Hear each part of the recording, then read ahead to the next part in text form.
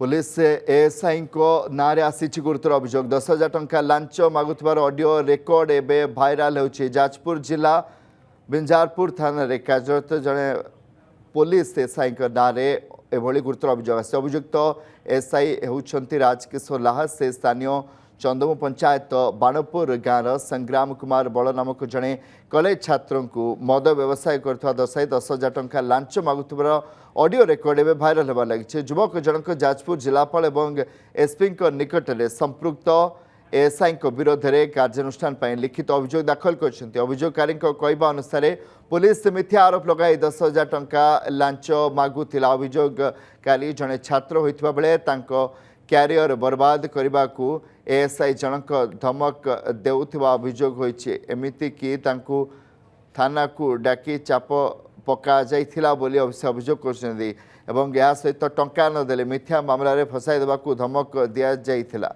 एवं संपृक्त एएसआई विरोध में कठोर कार्यानुष्ठान नेबा पई दाबी करिसेंती अभियोगकारी। घटनार तदंत करा जे कार्यानुष्ठान नियाजियो बोली एसपी प्रतिश्रुति देइथिबा कहिसेंती अभियोगकारी। तेज संपृक्त ऑडियो पुलिस और एएसआई ना नुहे ताहा स्पष्ट हो पारिनी।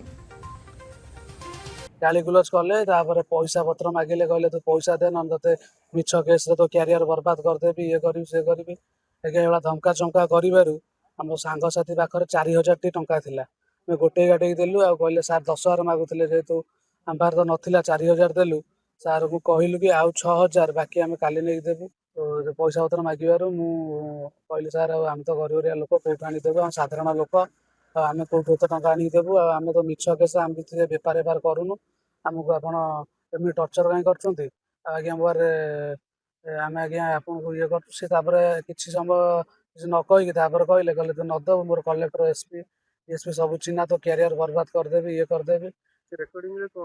रेकर्डिंग रे से पैसा मागिबार प्रमाण अच्छे सर आम कौन कर सर आपन